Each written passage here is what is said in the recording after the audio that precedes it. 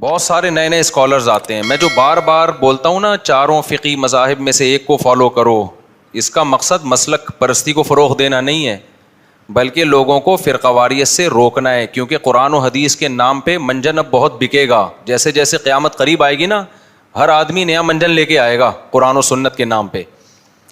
تو جنہوں نے اپنے آپ کو جوڑ لیا نا اہل سنت والجماعت کے مسلک سے, چاروں مذاہب اربعہ سے جوڑ لیا, وہ بچ جائیں گے, باقی نہیں بچیں گے. یہ میں ریٹن میں لکھ کے دینے کے لیے تیار ہوں. ان کی نسلیں برباد ہو جائیں گی چاہے وہ کسی بھی نام سے ہوں.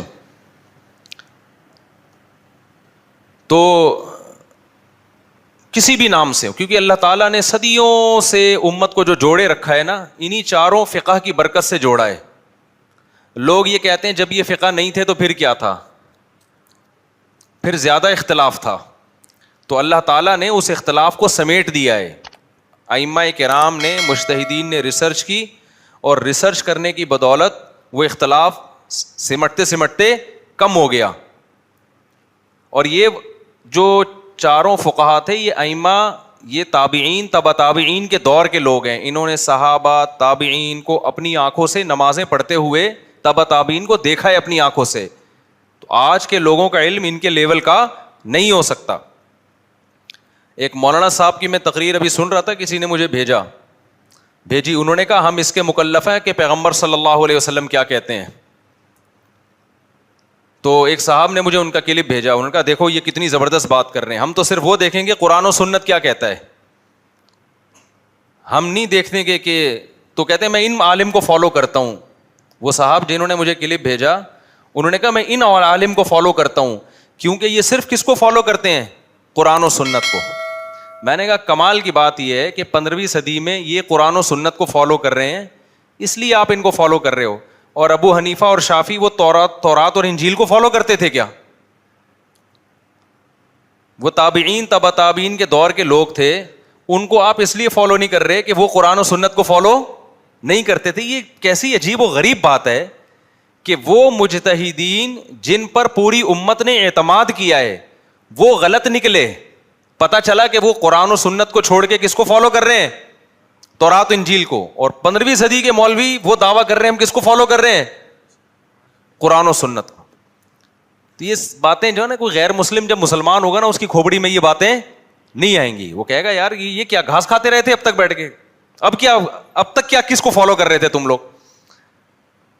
اچھا ایک اور بات بہت اہم اہمیت سے کی جاتی ہے, یہ میں ان آیتوں کو کی تمہید بیان کر رہا ہوں آپ کے سامنے. ایک اور آیت بہت اہتمام سے کی جاتی ہے, قرآن مجید کی آیت پیش کی جاتی ہے کہ یا ایھا الذین آمنوا اطیعوا اللہ واطیعوا الرسول واولی الامر منکم, اے ایمان والو اللہ رسول کی اور اولو الامر کی اطاعت کرو. فإن تنازعتم, اگر تمہارا اختلاف ہو جائے, فردوہ الی اللہ والرسول, تو اس اختلاف کو کس کی طرف پھیرو, اللہ اور اس کے رسول کی طرف. یہ نہیں کہا کہ ابو حنیفہ کیا کہتے ہیں, شافعی کیا کہتے ہیں, مالک کیا کہتے ہیں, احمد بن حنبل کیا کہتے ہیں, اللہ رسول کیا کہتے ہیں. تو آج بہت سے لوگ جو ہے نا اس آیت کے نام پہ بھی لوگوں کو گمراہ کرتے ہیں. اس آیت کا مفہوم اچھی طرح سمجھو. تو وہ کہتے ہیں کہ دیکھو ہم جب اختلاف ہمارا مختلف مسائل میں ہو رہا ہے تو ہم قرآن و سنت پیش کر رہے ہیں, تو قرآن و سنت کو فالو کرو جیسے کہ قرآن کہہ رہا ہے. خوب اچھی طرح سمجھیں, یہ آیت صرف آج ہمارے سامنے نہیں ہے, یہ صدیوں سے علماء کے سامنے ہے. یہ آیت ابو حنیفہ کے سامنے بھی تھی, امام شافعی کے سامنے بھی تھی, امام مالک کے سامنے بھی تھی, امام احمد ابن حنبل کے سامنے بھی تھی. جب ان لوگوں کا مسائل میں اختلاف ہوا تو اس اختلاف کو انہوں نے اس آیت کی روشنی میں کس کی طرف پھیرا, قرآن و سنت کی طرف. تو قرآن و سنت کی طرف پھیرنے سے بہت سے مسائل میں اتفاق ہو گیا, وہ اجماعی مسائل بن گئے.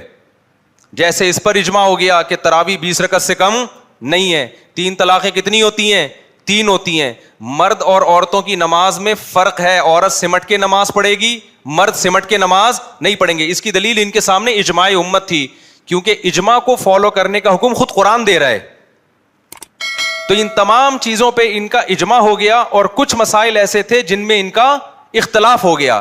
تو وہ جو اختلاف ہوا ہے وہ قرآن و سنت کی طرف پھیرنے کے بعد ہوا ہے.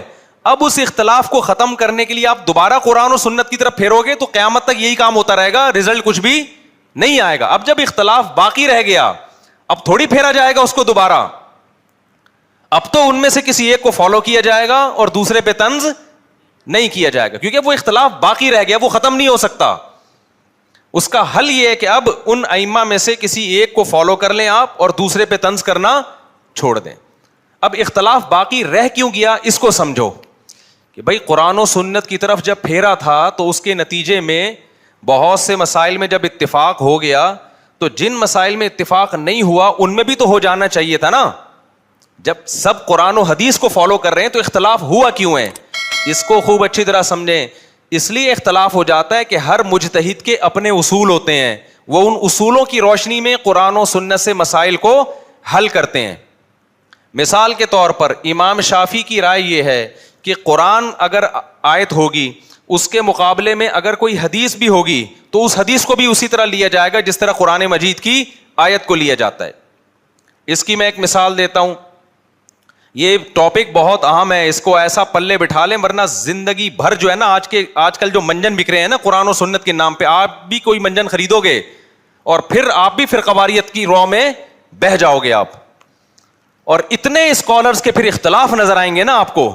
ایک مفتی کو سنو گے نا یوٹیوب پہ, وہ کہہ رہا ہوگا میں قرآن و سنت کے نام پہ مسئلہ بتا رہا ہوں, وہ الگ مسئلہ بتائے گا.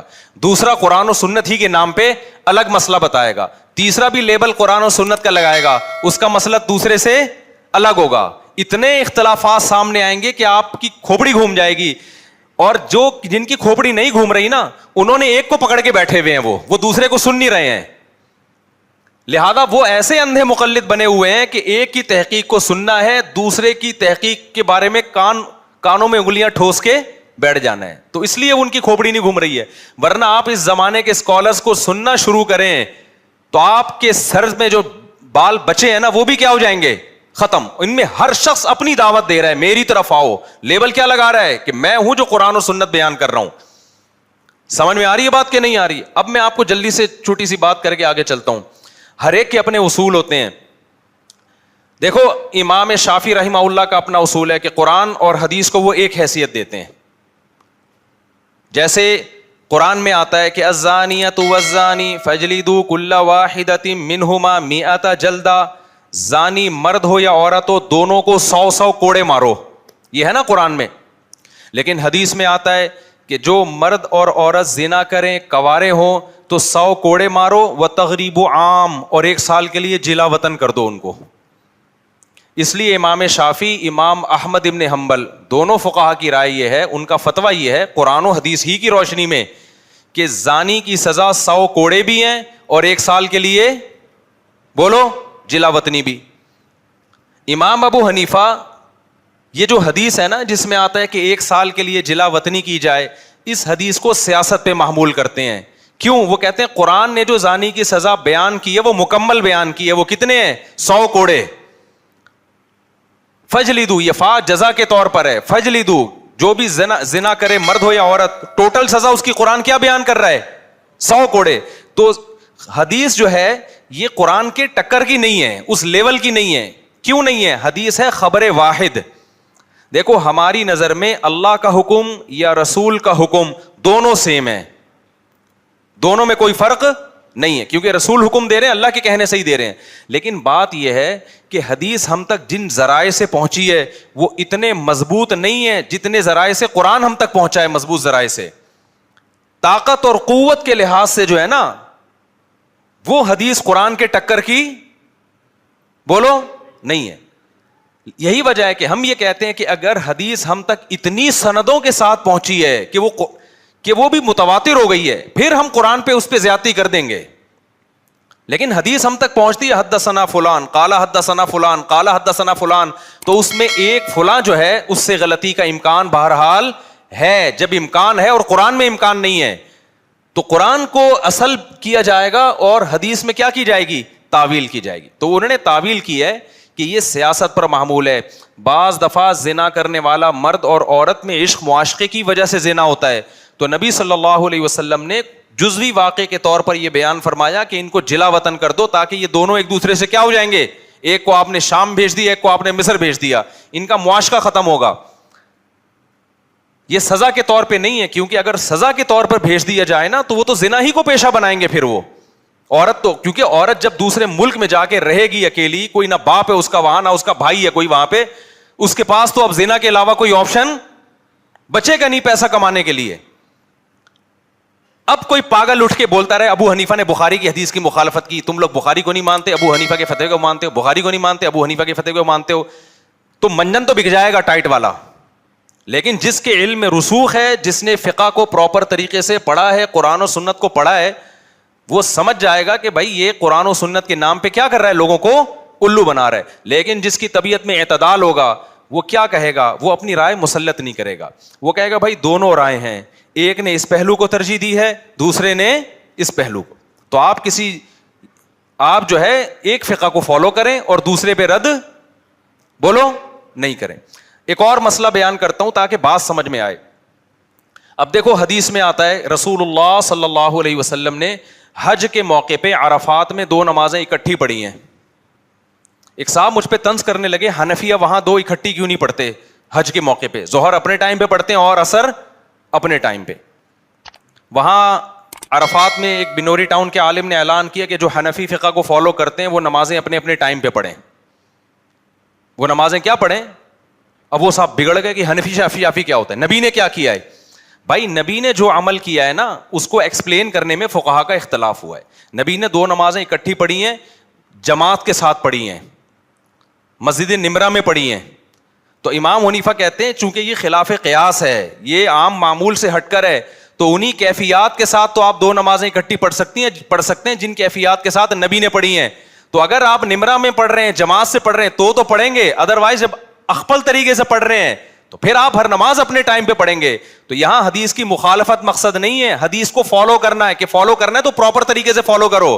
ایسا نہیں ہو سکتا کہ جماعت چھوڑ دی آپ نے, وہ آپ نے اپنے طریقے سے پڑھ لی اور 2 نمازیں اکٹھی نبی کے طریقے سے لے رہے ہو, تو آدھا نہیں, آپ نے حدیث کو فالو کرنا ہے تو کیسے کرنا پڑے گا, پورا فالو کرنا پڑے گا. جبکہ دوسرے فقہا کہتے ہیں کہ نہیں, جب نبی نے 2 نمازیں حج میں اکٹھی پڑھ لی ہیں تو اگرچہ نمرہ میں پڑھی ہیں, جماعت میں پڑھی ہیں, لیکن آپ اپنے طریقے سے بھی پڑھیں گے تو بھی اکٹھی پڑھ سکتے ہیں. اب نہ اس مسئلے میں دلیل دوسرے ائمہ کے پاس ہے, نہ امام ابو حنیفہ کے پاس ہے, دونوں کا اجتہاد ہے. تو اجتہاد میں اختلاف ہو سکتا ہے. اگر ابو حنیفہ یہ کہتے کہ مسجد نمرہ میں جماعت سے بھی آپ کو اکٹھی پڑھنے کی اجازت نہیں ہے, پھر یہ مسئلہ کس کے خلاف ہو جاتا, حدیث کے خلاف ہو جاتا. تو یہ بہت سارے مسائل ایسے ہیں. اسی طرح یہ جو وتر کا مسئلہ ہے, جو 3 رکعت وتر, حضرت عائشہ رضی اللہ تعالی عنہا جو نبی کی وتر کو اچھی طرح جانتی ہیں, ہمیشہ انہوں نے کتنی رکعت وتر بیان کی ہے, 3 رکعت وتر, جس طرح سے احناف پڑھتے ہیں. تو میں دوسرے فقہا کا میں کون ہوتا ہوں کہ ان کی مخالفت کروں, لیکن ایک طبقہ دنیا میں ایسا پیدا ہو گیا ہے جو سمجھتا ہے کہ قرآن و سنت ہم جانتے ہیں, باقی کسی کے پاس قرآن و سنت کا علم نہیں ہے. تو یہ غلط ہے. یہ جو جھینگے کا مسئلہ میں نے بیان کیا تھا یہ بھی سن لیں. ایک اسکالر نے کلپ بنایا ہمارے خلاف کہ ابو حنیفہ نے قرآن کے خلاف رائے قائم کی ہے. امام ابو حنیفہ کے نزدیک سمندر کی صرف مچھلی حلال ہے, مچھلی کے علاوہ کوئی اور مخلوق حلال نہیں ہے. ایک صاحب کہنے لگے میں حنفی ونفی نہیں, میں قرآن و سنت کو مانتا ہوں. قرآن میں آتا ہے احل لکم صید البحر, تمہارے لیے سمندر کا شکار حلال ہے. یہ حنفیوں نے قرآن کے خلاف ابو حنیفہ کی رائے پہ فتویٰ دیا ہوا ہے. سمجھتے ہو بات کو؟ تو آپ پورا قرآن پوری حدیثیں پڑھو گے تو آپ کی سمجھ میں بات آئے گی. ابو حنیفہ نے چونکہ پورا قرآن ساری حدیثیں پڑھی ہوئی ہیں نا, تو جہاں قرآن میں یہ آتا ہے کہ تمہارے لیے سمندر کا شکار حلال ہے, اس آیت کا سیاق و سباق تو دیکھیں.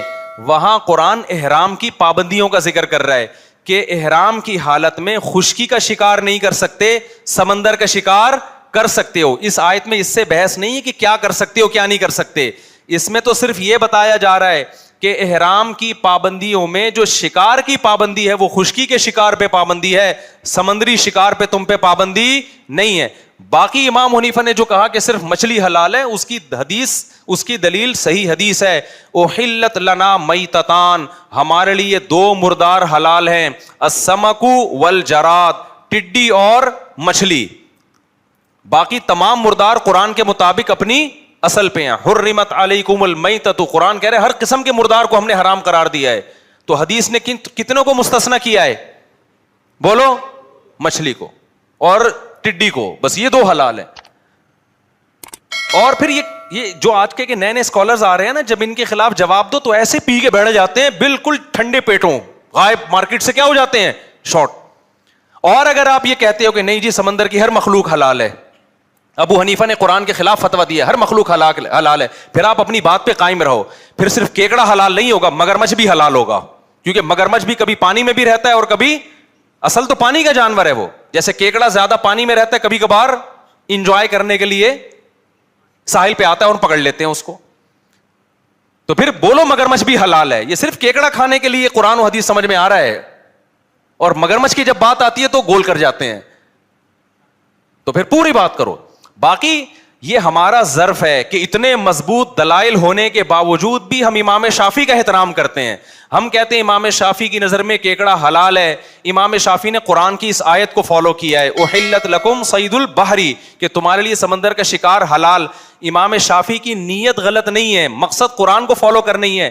لہذا ہم کیکڑے کو ناجائز سمجھ کے بھی امام شافعی کی رائے کا بہرحال احترام کرتے ہیں. ان پہ وہ طنز نہیں کرتے, وہ انگلیاں نہیں اٹھاتے جو آج کل اہل حدیث حضرات ہم پہ طنز کر رہے ہوتے ہیں کہ یہ قرآن حدیث کو نہیں مانتے, ابو حنیفہ کی اندھی تقلید کر رہے ہیں. آپ ابو حنیفہ کے دلائل پڑھو گے تو پتہ چلے گا جو ابو حنیفہ نے قرآن سمجھا ہے نا, یہ 15ویں صدی کے اسکالرس تو کم از کم نہیں سمجھ رہے. ان کو ان کی دلیل ہی سمجھ میں نہیں آتی, تو قرآن کہاں سے سمجھ میں آئے گا ان کے. اور ایک آخری بات کہ اگر امام ابو حنیفہ کی رائے کمزور ہے کہ مچھلی کے علاوہ سب مخلوق حلال ہے, اور اس بارے میں ابو حنیفہ کی رائے کمزور ہے, تو سوال پیدا ہوتا ہے, عرب تو 3 طرف سے پانی میں ڈھکا ہوا ہے, کوئی ایک ضعیف روایت نہیں ملتی کہ نبی صلی اللہ علیہ وسلم یا صحابہ نے مچھلی کے سوا سمندر میں کبھی کچھ کھایا ہو. آپ ساحلی علاقوں پہ جائیں, آپ کو ہر قسم کی مخلوق کھانے والے لوگ پوری دنیا میں ملیں گے کہ نہیں ملیں گے, لیکن ہمیں نہیں ملتا کہ صحابہ کرام میں کہیں کسی نے مچھلی کے علاوہ کوئی کسی مخلوق کو سونگھا بھی ہو. کھانا تو دور کی بات ہے, وہ کھاتے نا, کوئی ضعیف حدیث میں ہوتا کہیں کہ کیکڑا کھایا ان لوگوں نے مگرمچھ کھایا, یا انہوں نے یہ کھایا, انہوں نے وہ کھایا. پھر بھی ہم احترام کرتے ہیں, امام شافعی ہمارے لیے قابل احترام ہے, لیکن یا تو مقلد بنو یا محقق بنو. مقلد بنو تو تمیز سے بنو, اور محقق بنو تو پھر پوری تحقیق کرو. ایک آدھ اسکالرس کی کلپ دیکھنے والا کوئی محقق نہیں ہوتا, اور محقق تو تمہارے اندر صلاحیت نہیں ہے تحقیق کی. پتہ ہے کیا ہے تمہیں قرآن و سنت کا؟ تو بہت مضبوط موقف ہے امام حنیفہ کا, اور صرف اس مسئلے میں نہیں, ہر اس مسئلے میں جس میں احناف نے ابو حنیفہ کے قول کو اختیار کیا ہے. جو موقف احناف کو کمزور لگا اس موقف میں ابو حنیفہ کو احناف نے چھوڑ دیا ہے. جیسے مثال اس کی ہے کہ نماز استسقاء, جو بارش کی نماز ہے نا, ابو حنیفہ کی رائے ہے کہ امام حنیفہ نماز استسقاء کے قائل نہیں ہے, لیکن چونکہ صحیح احادیث ہیں اس بارے میں, تو احناف نے اس بارے میں کس کے قول کو چھوڑ دیا؟ ابو حنیفہ کے. اس میں یہ تعویل کی, ہو سکتا ہے بھائی ان تک حدیث نہ پہنچی ہو, تو صاحبین کے قول پہ فتویٰ دیا ہے. امام ابو حنیفہ کے نزدیک دار الحرب میں سود لینا جائز ہے, لیکن احناف میں اس پہ فتویٰ نہیں دیا, فتویٰ صاحبین کے قول پہ دیا ہے کہ نہیں جائز ہے. امام ابو حنیفہ کے نزدیک عقیقہ منسوخ ہے, اور اس میں امام صاحب کے دلائل بھی ہیں, لیکن پھر بھی احتیاطاً احناف نے فتویٰ کس کے قول پہ دیا؟ صاحبین کے. نہیں, سنت عمل ہے. تو یہ جو ہم پہ الزام لگتا ہے نا کہ ابو حنیفہ کی اندھی تقلید کرتے ہیں, شخصیت پرستی ہے, یہ ویسے ہی غلط ہے. اور رفع الیدین کے بارے میں بھی ابو حنیفہ کا موقف بڑا زبردست ہے. رفع الیدین کی جو حدیثیں ہیں نا کرنے کی, زیادہ اس لیے ہیں کہ جو چیز کی جاتی ہے اس کو بیان کیا جاتا ہے, نہیں کی جاتی تو اس کو بیان نہیں کیا جاتا. نبی نے جب رفع الیدین کیا صحابہ نے بیان کر دیا, جب نہیں کیا تو بیان تھوڑی کیا اس کو کہ اس دفعہ رفع الیدین نہیں کیا نبی نے, اس لیے وہ باقی نبی کا اپنا عمل زیادہ کیا تھا وہ ہمیں صحابہ سے پتہ چلتا ہے, امام ترمذی سے پتہ چلتا ہے. امام بخاری کے شاگرد امام ترمذی نے رفع الیدین کرنے کی حدیثیں ذکر کی, اور اس کے بعد کہا وَبِهِ يَقُولُ بَعْضُ أَهْلِ الْعِلْمِ مِنْ أَصْحَابِ النَّبِيِّ صلی اللہ علیہ وسلم, یہی صحابہ میں بعض صحابہ کا مذہب ہے. اور جب رفع الیدین نہ کرنے کی حدیث ذکر کی ہے تو یہ امام بخاری کے شاگرد کیا کہہ رہے ہیں؟ وَبِهِ يَقُولُ غَيْرُ وَاحِدٍ مِّنْ أَهْلِ الْعِلْمِ مِنْ أَصْحَابِ النَّبِيِّ صلی اللہ علیہ وسلم, یہی اہل علم بہت سارے صحابہ کا مذہب ہے. کرنے کی بات آئی تو بعض کا, اور ان بعض کے نام بھی بیان کیے کہ یہ قائل ہیں. جب نہیں کرنے کی بات آئی تو کہا بہت ساروں کا مذہب ہے, اور ان بہت ساروں کے نام ذکر نہیں کیے, کیونکہ جو بہت سارے ہوتے ہیں ان کے نام مذکور نہیں ہوتے. تو منجن جو ہے نا, منجن, میں پھر بتا دوں, میں رفع الیدین کے جھگڑوں میں نہیں پڑتا, کوئی کر رہا ہے کرتا رہا ہے, لیکن جو نہ کرنے والوں کو سمجھتے ہیں نا اندھے مقلد ہیں, تو کبھی آپ ہمارے پاس بیٹھو, پتہ چل 3 طلاق کے مسئلے میں تو بیڑا ہی غرق کر دیا پوری امت کا. قرآن 3 طلاق کو 3 کہہ رہا ہے, حدیثیں 3 طلاقوں کو 3 کہہ رہی ہیں, صحابہ کے سارے فتوے 3 طلاقوں کو 3 کہہ رہے ہیں, چاروں ائمہ 3 طلاقوں کو 3 کہہ رہے ہیں. آپ کہہ رہے ہیں حدیث کی روشنی میں 3 کتنی ہوتی ہیں؟ 1. اور جب کہا جائے آؤ بیٹھو ہمیں بھی دکھاؤ یار حدیث کون سی حدیث ہے, مارکیٹ سے کیا شارٹ. جب دلیل ریکارڈ کراؤ تو جواب نہیں آتا, اس کا جواب آتا ہے تو وہ ناقص جواب آتا ہے. تو اس لیے ہم لوگوں کو کہہ رہے ہیں کہ چاروں فقہ جو صدیوں سے چلے آ رہے ہیں, جن پہ حکومتیں چلی ہیں, ان میں سے کسی ایک کو فالو کرو گے تو اختلاف اور فرقہ واریت کی لعنت سے بچ جاؤ گے, کیونکہ اس میں ایک دوسرے کا احترام ہے. مانا ہمارے ساتھ تو شافی بہت سارے رہے ہیں, زندگی گزاری ہم نے شافیوں کے ساتھ, کبھی ان کی اونچی آواز پہ ہمیں اعتراض, آمین پہ ہمیں اعتراض نہیں ہوا, ہماری آہستہ آمین پہ ان کو اعتراض نہیں ہوا. لیکن آج کے دور کا ڈسا ہوا کوئی اس مذہبی اسکالر کا بندہ آ جائے نا, پھر دیکھو مسجد میں کیسا گند کر کے جاتا ہے, وہ ایک آگ لگا کے چلا جائے گا. تو منجن بہت بک رہا ہے, سمجھتے ہو منجن کیا ہو رہا ہے؟ بہت بک رہا ہے. تو اپنے آپ کو بچاؤ اس منجن سے. تو کہاں سے کہاں بات چلے گئی. تو میں یہ کہہ رہا تھا کہ پھر یہ گمراہی آگے بڑھتی ہے, پھر بہت ساری چیزوں میں گنجائش ہیں, جیسے بھی لیٹسٹ ورژن جناب پروفیسر غامدی صاحب آئے ہوئے ہیں, وہ بھی قرآن حدیث کی, میں مانتا ہوں قرآن حدیث کو, قرآن حدیث قرآن حدیث قرآن حدیث.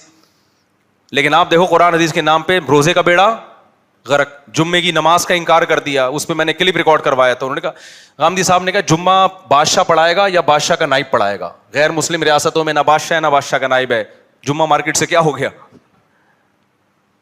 اور پھر دلیل کیا دی ہے کہ اسلاف میں صحابہ کے دور میں تابعین میں تو خلیفہ پڑھایا کرتا تھا, حجاج بن یوسف پڑھایا کرتا تھا.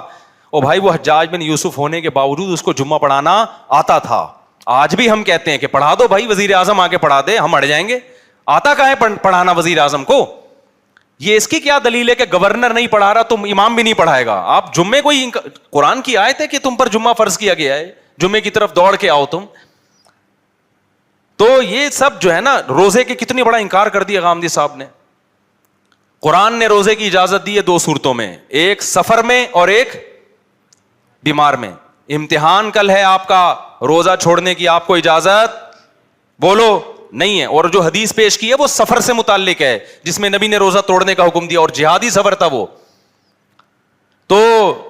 تو نئے نئے اسکالرز آ رہے ہیں مارکیٹ میں, کوئی موسیقی کو جائز کہہ رہا ہے کہ شادی بیاہ میں گانے بجاؤ, کوئی دلیل سب کے پاس ہوتی ہے, لیکن اس دلیل کو سمجھنے کی صلاحیت اللہ نے ہر ایک کو نہیں دی ہوتی. اس کے دلیل کا مفہوم کیا ہے, یہ کس موقع کے لیے, یہ ہر ایک کے پاس نہیں ہوتی. اور رسول اللہ صلی اللہ علیہ وسلم یہ بات سمجھا کے جا چکے ہیں. آپ نے فرمایا اللہ نے میری امت میں 2 طبقے پیدا کیے ہیں, ایک جو میری حدیث کا مطلب جانتے ہیں, اور ایک وہ جو صرف حدیث جانتے ہیں مطلب نہیں جانتے. کیا حدیث ہے وہ؟ رب حامل فقہ غیر فقیہ. فرمایا کچھ علم کی بات جانتے تو ہیں, سمجھتے نہیں ہیں. تو ہم اپنی طرف آپ کو دعوت نہیں دے رہے, ہم کہہ رہے ہیں فقہا کو فالو کرو, فقہائے کرام کو فالو کرو جو زیادہ قرآن و سنت سمجھتے تھے, اور ان کا فقہ مرتب ہے, ہر چیز مل بھی جائے گی اس میں آپ. ورنہ آپ جو آج کے اسکالرز ہیں نا, 4 اسکالرز کو بٹھا دو آپ, 4 اسکالرز کو, اور پھر ان کے درمیان آپ ذرا بحث چھیڑ کے دیکھو. مرغوں کی لڑائی نہ ہو تو میرا نام بدل دینا, وہ کچھ کہہ رہا ہوگا, وہ کچھ کہہ رہا ہوگا, وہ کچھ کہہ رہا ہوگا, وہ کچھ کہہ رہا ہوگا. تبھی بیٹھتے نہیں ہیں. ٹی وی میں ایک ہی آئے گا, دوسرا نہیں آئے گا اس مسلک کا, اس کو پتا ہے میرا والا دوسرا آ گیا نا تو بیڑا غرق کر دے گا. لیکن جو فقہی مذاہب کو فالو کرنے والے لوگ ہیں 99.9% وہ مسائل میں کیا ہوتے ہیں, ایک ہوتے ہیں. کہیں سے بھی فتویٰ لے لو, فتویٰ ایک ہی آ گیا. اللہ ماشاء اللہ بہت کم مسائل ہیں جن میں ان کا جا کے اختلاف ہوتا. آپ مجھ سے یہاں مسئلہ پوچھیں کہ جی کتنے کلومیٹر پہ یا کتنے دن اسٹے کی نیت ہو کہ ہم قصر پڑیں گے, میں یہاں بتاؤں گا آپ کو 15 دن کسی علاقے میں ٹھہرنے کی نیت کر لی آپ نے تو آپ مقیم بن گئے. شام میں کسی حنفی عالم سے پوچھیں گے وہ بھی کہے گا 15 دن. امریکہ میں کسی حنفی عالم سے پوچھیں گے وہ بھی کہے گا 15 دن. سعودی عرب میں بہت سارے حنفی علماء ہیں, وہاں مدینہ یونیورسٹی میں بھی بہت سارے حنفی علماء ہیں, وہاں جا کے آپ پوچھیں گے وہ کہیں گے 15 دن. پوری دنیا میں کہیں جائیں گے. شافی مسلک میں 4 دن ہے غالباً کہ 4 دن. یہاں شافی عالم سے پوچھیں گے وہ کہے گا 4 دن, ملیشیا میں پوچھیں گے وہ کہے گا 4 دن, انڈونیشیا میں پوچھیں گے وہ کہے گا 4 دن. پوری دنیا میں چلے جائیں گے. لیکن جو ان فقہ کو فالو نہیں کرتے نا, تو اس گلی میں پوچھیں گے وہ کچھ اور بتائے گا, اگلی گلی والا کچھ اور بتا رہا ہوگا, اگلی دکان والا کچھ اور بتا رہا ہوگا. جتنے اسکالرز ہوں گے اتنے ان کی آرا ہوں گی. تو یہ جو نظم کو برقرار رکھنا ضروری ہے, نظم کو, یہ بھی تو شریعت کا حکم ہے نا. دیکھو رسول اللہ صلی اللہ علیہ وسلم نے بیت اللہ کی تعمیر بڑی کرنے سے منع کر دیا. کیوں؟ امت میں فساد پیدا ہوگا.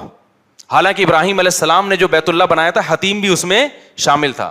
تو اس سے پتہ چلتا ہے کہ فساد سے بچنے کے لیے بھی بہت سارے کام کیے جاتے ہیں. تو ہم ایک فقہ کا پابند لوگوں کو اس لیے بنا رہے ہیں تاکہ اس فساد سے ہمیشہ کے لیے بچ جائیں. وہ حضرت عثمان نے اسی فساد سے بچنے کے لیے تو ایک مصحف پہ لوگوں کو جمع کیا تھا. حالانکہ نبی کے دور میں جتنے مصحف لکھے گئے تھے سارے برحق تھے, لیکن حضرت عثمان نے حکم دیا تھا برحق ہونے کے باوجود ان کو جلا دیا جائے, کیونکہ ہر ایک کے پاس اپنا الگ الگ قرآن ہوگا, الگ الگ ترتیب ہوگی, فساد ہوگا. تو سب کو جمع کرو کس پہ؟ گن پوائنٹ پہ ایک پہ جمع کر دیا. تو صحابہ کے دور میں بہت ساری آراء تھیں, اختلاف تھے. تو جب سمٹ کے 4 فقہی مذاہب میں وہ سمٹ گئی ہیں وہ, تو اب امت کو بھی گن پوائنٹ پہ اسی پہ, یا تو یہ ہوتا نا چاروں بھی ختم ہو کے ایک پہ آ جاتے, وہ ممکن نہیں ہوا نہیں وہ. اور اس میں رحمت بھی تھی, کیونکہ بعض دفعہ مجبوری کے نزدیک شوہر اگر گم جائے تو عورت کبھی بھی شادی نہیں کر سکتی, کبھی بھی نہیں شادی کر سکتی. ایک اہل حدیث عالم تھے, ٹی وی میں بیٹھے ہوئے تھے میرے ساتھ نا, وہ امام حنیفہ پہ طنز کیا انہوں نے کہ اگر کوئی شوہر عورت کا گم جائے تو عورت کبھی بھی اس سے کہیں بھی شادی نہیں کر سکتی. وہ امام حنیفہ کہتے ہیں 99 سال انتظار کرے. طنز کیا نا انہوں نے. تو یہ دیکھو حنفیوں کا کیسا مذہب ہے. تو میں نے ان سے کہا امام ابو حنیفہ نے تو 99 سال کا اس لیے بول دیا کہ مطلب یہ کہ کر ہی نہیں سکتی شادی وہ, اس لیے ہم نے یہاں فتویٰ کس کے قول پہ دیا؟ فقہ مالکی پہ دیا فتویٰ. یہاں احناف نے حنفیہ کے مذہب کو چھوڑا ہے, کیونکہ بلوا میں اور فسادات میں بہت سارے مرد مارکیٹ سے کیا ہو جاتے ہیں؟ شارٹ. تو ہمیں تو دوسرے امام کا قول مل گیا, ان سے ہم نے سہارا لے کے 4 سال کا قول لے لیا. امام مالک کی نظر میں کتنا ہے؟ 4 سال. میں نے کہا ہم تو پہلے ابو حنیفہ کے مقلد تھے, وہ چھوڑ کر ہم نے کس کی تقلید کر لی؟ عوام کی ضرورت کے لیے نا, کیونکہ ہم چاروں کو برحق مانتے ہیں. جہاں ضرورت ہوگی تو وہاں دوسرے قول پہ. میں نے کہا آپ کا کیا قول ہے؟ آپ تو قرآن و حدیث کو مانتے ہو نا, کوئی ایک حدیث دکھا دو کہ 99 یا 100 سال عورت انتظار کرے گی یا نہیں کرے گی, کہیں اور شادی کرے گی. تو آپ کے پاس کیا دلیل ہے؟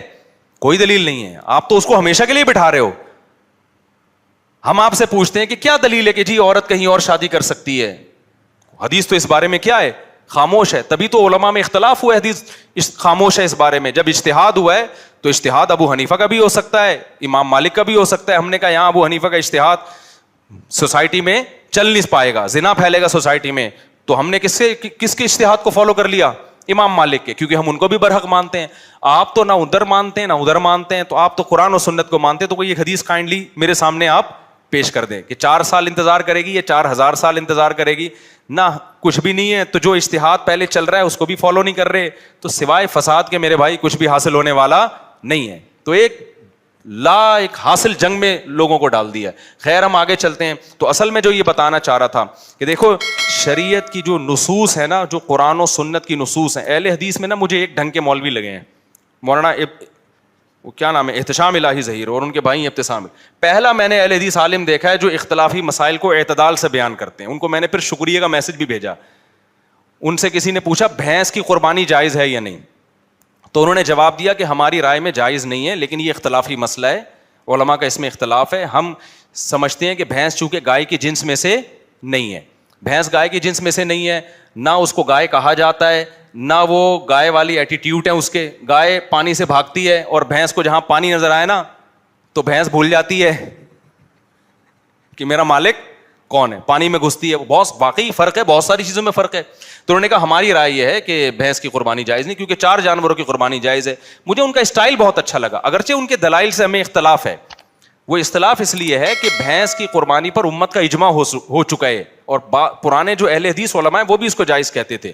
اور دوسری بات یہ کہ ٹھیک ہے بھینس گائے کی جنس میں سے نہیں ہے, لیکن گائے کے ساتھ لاحق ہے, کیونکہ قربانی یہ جو 4 جانوروں کی قربانی ہوتی ہے نا, اونٹ, گائے اور دمبا اور بکری, ان کی اس لیے ہے کہ یہ چوپائے ہیں اور پالتو ہیں. تو اس معاملے میں بھینس گائے کی طرح ہے کہ وہ بھی جنگلی جانور نہیں ہے, چوپایا بھی ہے اور کیا ہے, پالتو بھی ہے. اسی وجہ سے یہ جو گلگت میں خاص قسم کا جانور پایا جاتا ہے نا, پتہ نہیں کیا کہتے ہیں اس کو, مارخور ہے یا جنگلی بھینسا ہے, کیا ہے, یاک. تو اس کی قربانی میں بھی اختلاف اسی بیس پہ ہوا. جنہوں نے کہا کہ یہ پالتو بن سکتا ہے, پل سکتا ہے, گھریلو ہو سکتا ہے, تو انہوں نے کہا اس کی بھی جائز ہے, کیونکہ ہماری نظر میں حکم کا مدار پالتو ہونے پر ہے. چوپایا بھی ہو, ایسا نا پالتو تو بلی بھی ہوتی ہے, اسی کو کاٹ دیا پتہ چلا, مرغی بھی ہوتی ہے, چوپایا ہو اور کیا ہو, پالتو ہو. تو اس میں یہ بھینس گائے کے ساتھ لاحق ہے. تو لیکن مجھے ان کا اسٹائل اچھا لگا, اور مجھے پہلے اہل حدیث عالم ملا ہے جو بات کیا کرتے ہیں ذرا اعتدال سے. تو اگر یہ اعتدال بھی ہو جائے تو بھی غنیمت ہے یار. چلو آپ نہیں فالو کرو, لیکن اعتدال سے اپنی رائے اگر پیش کرنی ہے تو اعتدال سے تو کرو نا اپنی رائے. لیکن آپ دیکھیں کیا ہو رہا ہے ان لوگوں کو, یہ رفع الیدین نہیں کرتے, ابو حنیفہ کے اندھے مقلد ہیں, ان کو کیا پتا 3 طلاقیں ایک ہوتی ہیں. ان مولویوں نے حلالے سینٹر کھولے ہوئے ہیں. یہ کس نے کھولا ہے حلالہ سینٹر بھائی؟ اور اگر کسی نے کھولا ہے تو جو مرضی کرو اس کے ساتھ جا کے یار. دنیا میں 2 نمبر لوگ ہر جگہ ہوتے ہیں, ہر جگہ 2 نمبر لوگ ہوتے ہیں. روحانی عامل تو 2 نمبر ہوتے ہی ہیں ٹوٹل نا, وہ تو 1 نمبر تو ان میں ہوتا ہی نہیں ہے. روحانی عامل پتہ نہیں کہاں سے آ گیا. ڈاکٹروں میں 1 نمبر بھی ہوتے ہیں, 2 نمبر بھی ہوتے ہیں, ایسے مولویوں میں بھی 2 نمبر بھی ہوتے ہیں. بڑے بڑے فراڈی پڑے ہوئے ہیں اس فیلڈ میں. وہ ہوتے مولوی نہیں ہیں, ہوتے فراڈی ہیں. لیبل کون سا لگا لیتے ہیں؟ مولویت کا لیبل لگا لیتے ہیں. تو یہ جو اختلاف چل رہا ہے نا سوسائٹی میں, یہ بڑا ڈینجرس ہے. ان اسکالر سے بچو. میں نے ایک کل اسکالر کی ویڈیو دیکھی, اس پہ عنوان لگا ہوا تھا حنفی دیوبندیوں کے دھوکے. یار یہ علمی انداز ہے کلپ ریکارڈ کروانے کا, حنفیوں اور دیوبندیوں کے کیا دھوکے. ڈاکٹر بھی جب کسی سے رائے کا اختلاف کرتا ہے ایک تمیز کے دائرے میں رہ کے کرتا ہے, اور پھر ٹوٹلی غلط بیانی سے کام لیا جا رہا ہے, عوام ان کے دعووں سے متاثر ہوتی. میں نے یہ بدتمیزی ڈاکٹروں میں نہیں دیکھی, حکیموں میں نہیں دیکھی. مذہبی اسکالر جتنا بدتمیز ہوگا نا اس کا منجن اتنا زیادہ بک رہا ہے. لوگ کہہ رہے ہیں اس کی کانفیڈنس کو دیکھو یار, کانفیڈنس کیا زبردست دلائل سے بات کر رہا ہے. وہ دلائل ولائل تمہیں لگ رہے ہیں, کانفیڈنس پہ نہیں مرا کرو خالی. ایک چوہے نے نا ہتھنی کو پرپوز کیا, پرپوزل بھیجا, چوہا تھا, اور آئی لو یو کس کو بولا اس نے؟ ہتھنی کو.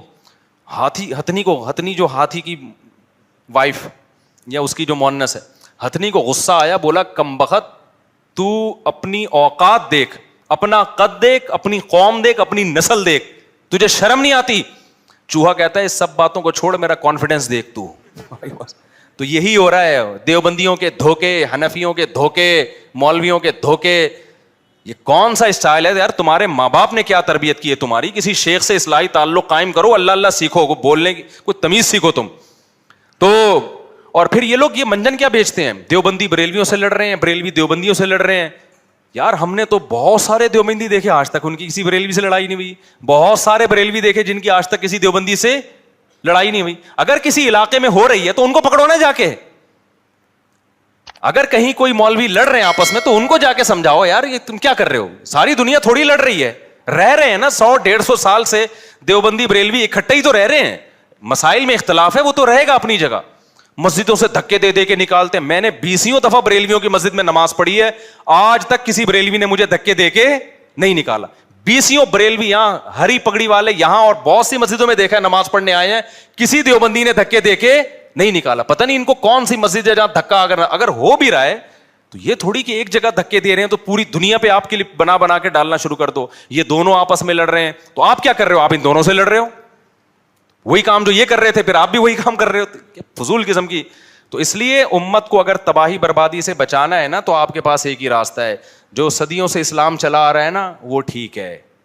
نئی چیز جو مارکیٹ میں آ رہی ہے وہ کیا ہے؟ وہ منجن ہے. اب ہم آگے چلتے ہیں. تو میں جو آیت بتانا چاہ رہا تھا, دیکھو یوسف علیہ الصلوۃ والسلام کو بادشاہ کی خوبصورت جو عزیز مصر تھا اس کی انتہائی خوبصورت بیوی نے کمرے میں بند کیا اور اپنی طرف زنا کی دعوت دی. آج کا کوئی لبرل ہوتا نا کہتے ہیں ایکچولی ایک آدمی مسافر ہے, ایکچولی رشتہ ملنے کا بھی چانس نہیں ہے. ایک صاحب نے مجھے کہا کہ میں ہاتھ سے اپنی خواہش پوری کرتا ہوں, ایکچولی میں کیا کروں, میری شادی نہیں ہو رہی. مفتی صاحب یہ ٹوپی ڈرامے جو آج کل ڈاکٹروں نے بھی باز لگا دی ہے اس کام پہ لوگوں کو. میں نے کہا میرے بھائی قرآن مجید میں اللہ کا حکم ہے الا علی ازواجہم, مرد اپنی خواہش بیوی کے علاوہ کسی اور راستے سے پوری نہیں کر سکتا.